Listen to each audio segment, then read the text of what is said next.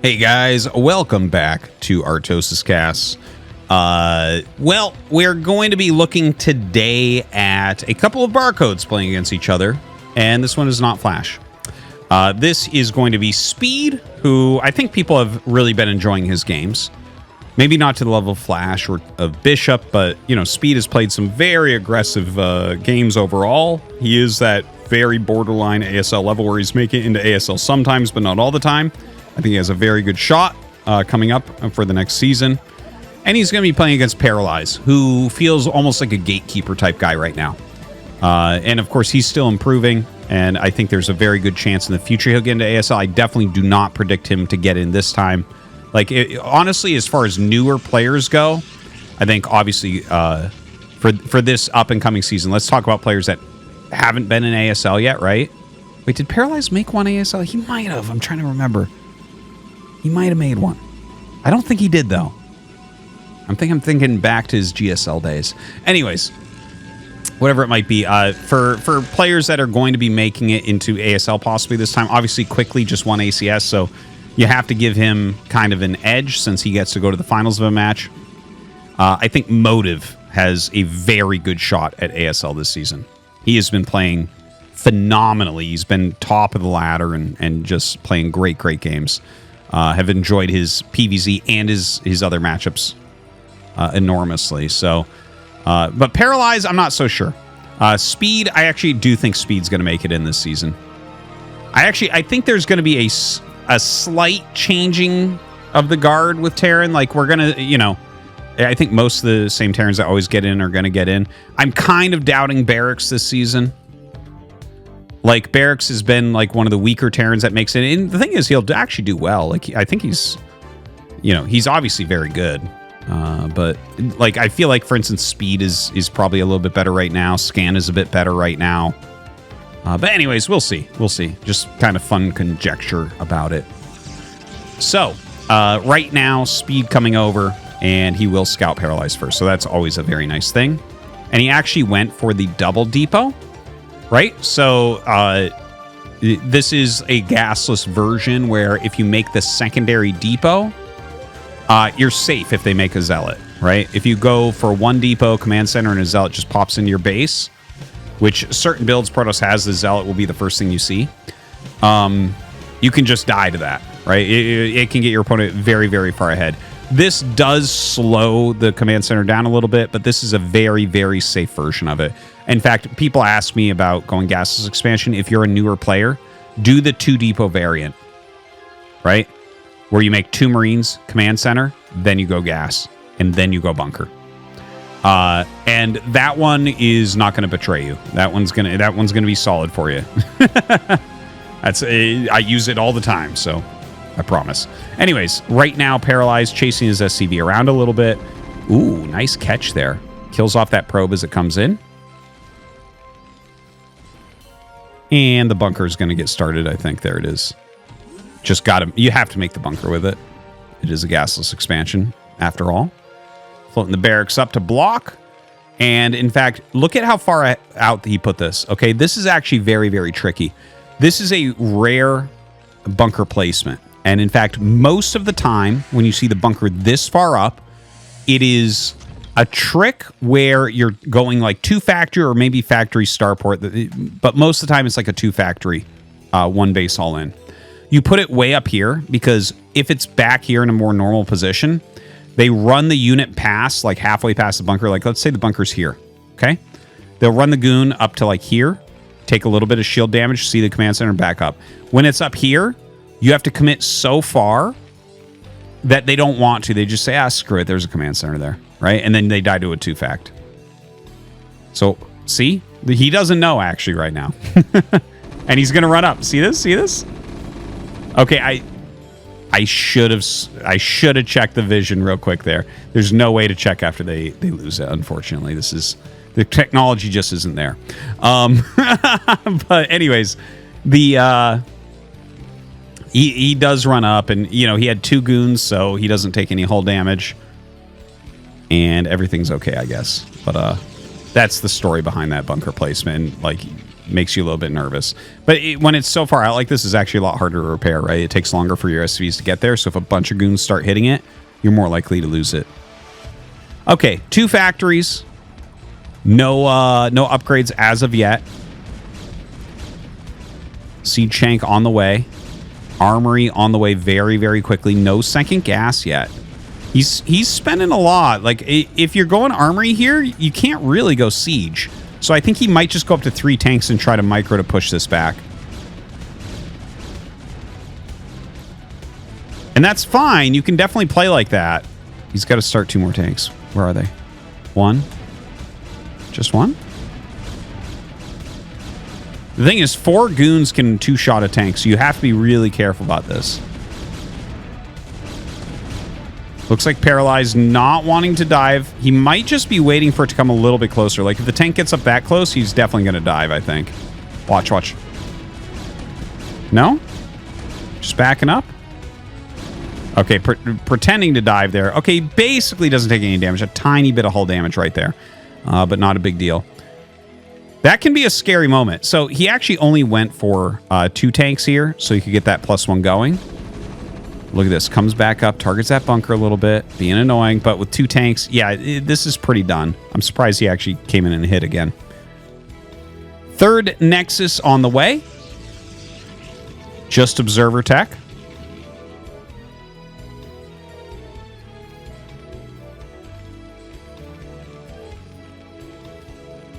Yeah, mines and speed. Now, let's see if he tries a push. I actually wouldn't mind him bringing his Marines and siege tanks out with him. Just in case these damaged goons are still sitting around, right? Because there's 2 that are pretty heavily damaged. So, like, you have a little bit more flexibility with that. A lot of players will just make about 4 vultures, send them out, and just kind of sit at home. Right? The 4 vultures go out and get intel. We've talked about that a lot with Flash. He's been doing that a lot.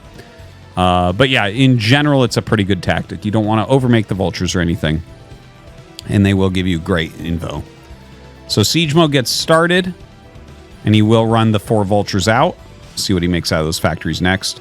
Reaver Tech on the way here for Paralyze. He always goes speed shuttles. So he'll start that shuttle speed pretty quickly too. Just a few mines being laid around. Kind of surprisingly, these Dragoons walking around with no observer. Yeah, gonna eat a mine right there. A few mines being laid down.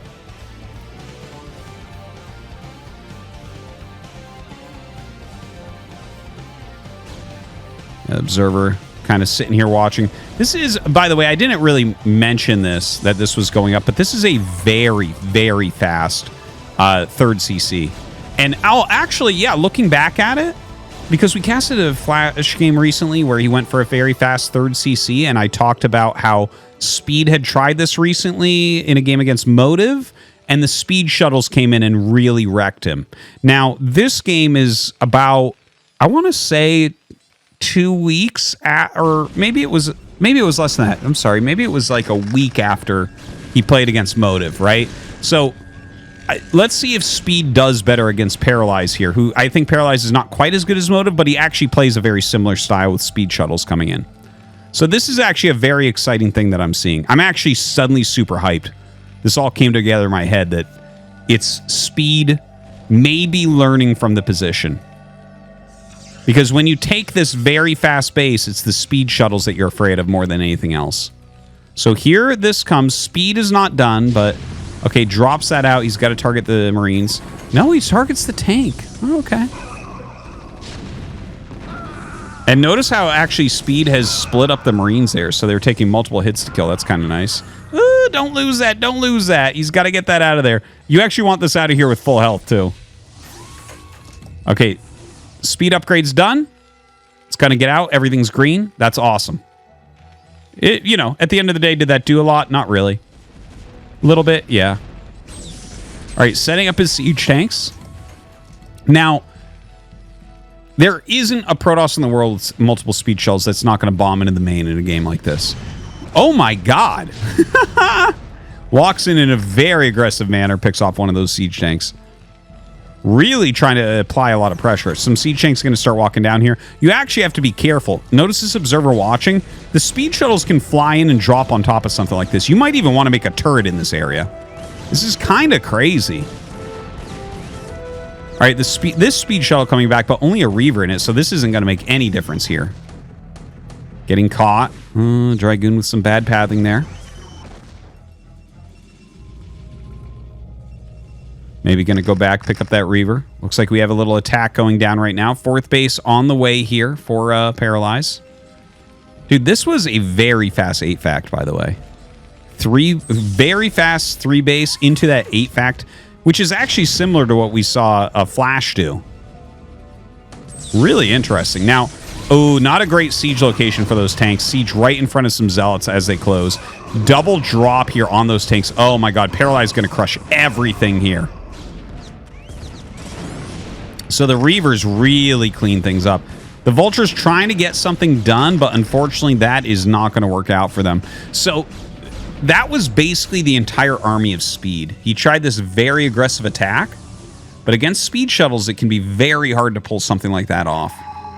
That 8-factory kind of almost 3-base timing attack.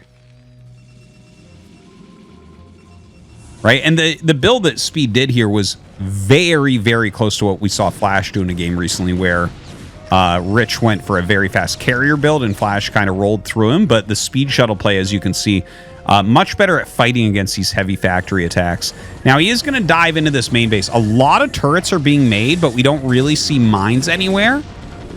Now, as long as you block the Reavers from being microed by killing off shuttles, it's pretty solid. Like, you can deal with it.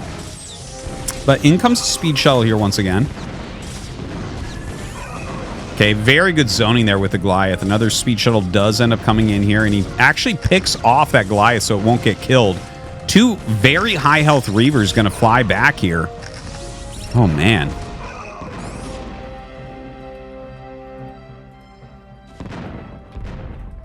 Looks like a very nice minefield out here, by the way. Just wanted to check what was going on. We saw so much yellow out on the mini-map. So 1-1 upgrades are done. Storm on the way. 5th base being taken. He's already got 3 going. So there's still a window here, I think, for Speed. It's not a great one. Nothing looks good for him right now. Gonna try to rotate some Vultures up here. And more Speed shuttles diving in. Yeah. So, okay, this is actually... cathartic isn't the word, but like this kind of double and triple underlines some of the things that I've talked about in previous games. Okay, so specifically, excuse me, when Speed did this, and I believe that was against Motive, if I'm remembering correctly, on Citadel, the Speed shuttles were a real problem. Here, it looks like he's refined the build a bit, but the Speed shuttles still beat him. Part of it was the attack being busted over here. But remember, we had Flash do almost the exact same build, and Speed shuttles didn't come, and Flash won.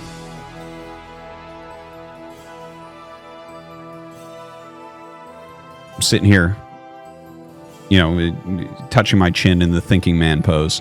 I'm just kind of putting this together in my head because it's kind of what's expected, but we're seeing this being played with a lot, right? So there's probably going to be some evolutions that go on.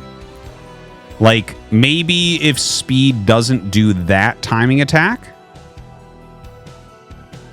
maybe if he focuses more heavily on getting some mines into his main base before the Speed shuttles come. The one thing that I'm thinking about here, let me actually jump back. I think it's a little bit beyond here. Yeah, so we're going to watch as Speed shuttle finishes. Hold on. Okay, so the progress bar sometimes bugs. Okay, hold on. Okay, this is where Speed finished. Okay, he's taking his 4th base. The Reaver is just causing some mischief. Okay, and he's already getting up to 8 factories. So, okay, this is what we wanted to look at. Because I think there might be something here from Speed about the attack. So hear me out, okay? Speed just finished. He knows he has Speed. He knows he has Reavers. Okay. Motiv's being a little bit aggressive. And instantly an attack. Okay, I actually think that this is all linked together. But I'm not 100%. So my gut is kind of telling me that this attack that he's trying to do, right? So it was like a 2-factory third base, pretty consistent siege tank production at a ton of factories. And we stopped SCVs in the mid-50s as opposed to the mid-60s, which would be a true macro game, right? Mid-60s is what does you for the whole game. Mid-40s is 2-base all-in.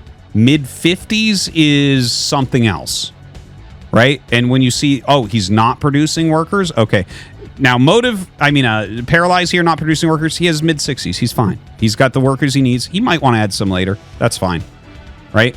But this attack, if you look at the actual timing that he's moving out here, it coincides almost exactly with speed shuttles being done. So I feel like what this might be, because he doesn't really have any good defense. If 2 speed shuttles bomb in here with Zealot plus Reaver, he would be in trouble.